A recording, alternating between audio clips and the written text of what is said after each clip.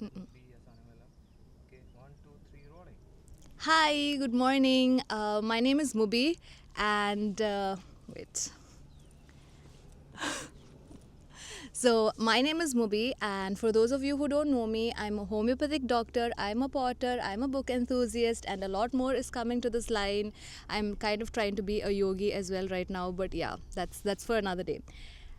So today I want to actually talk about a book. It's called Things I Learned from Falling. And I don't know, like right now I keep picking up these kind of books for some reason, because at one point in my life I could only read romance. Like I needed like there to be some amount of smut in the book to get through it, but now I feel like I've matured as a reader. But yeah, it's nice. I'm not shaming smart readers, okay? Wait, Sagar, we need to take this again. This is a big problem. Yeah, like I'm not shaming anyone. I have no problem. I read my smart all the time, okay? Oh, crazy.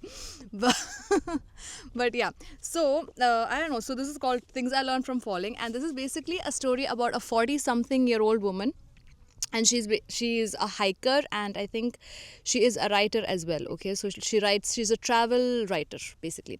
And so then she goes on a hiking trip, and she falls down this, what do you say, a rocky place, and she injures herself, and she's stuck there for 3 days. So this is basically how the story goes, and it's her survival and how she survives. But more than how she survives, or how she gets through it, her fears of all that, no, more than that, she reminisces about her life and her life choices, and the things that in hindsight matter now and actually should not have mattered to her at all.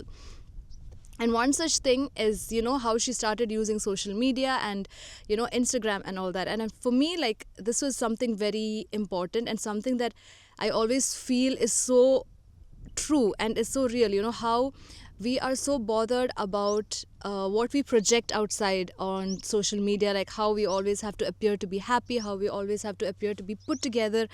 And most days, like, for me, I'm not put together, so it's very difficult for me to come on social media, because I'm like, I am definitely not put together today. So I have to like choose my days. It's very hard.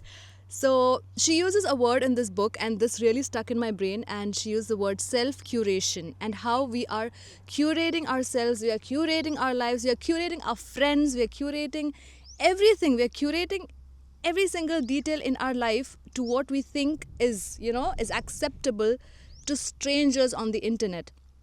And how freaking dumb that is, like how much of a bullshit situation that is to do that. So I think, like, I felt that very intensely when I was reading the book. And she was like, oh yeah, why did I do that? And this is like something she regretted when she was gonna die, when she was like in a ditch basically, and she's like, I'm gonna die. She's drinking her own pee and stuff, guys, and this is what she regretted, that the amount of self doubt that she had and the fears that she had, and she was like, I wish I was braver. And I'm like, damn, that hits home. Yeah, so that's one thing that I really, really loved about the book.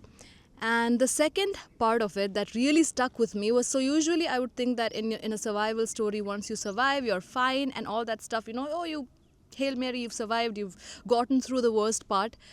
But the thing about this book is, no, she sort of talks about her recovery, and how she also later on gets addicted to the pain medication because she was in so much pain, and how she had to get through that as well.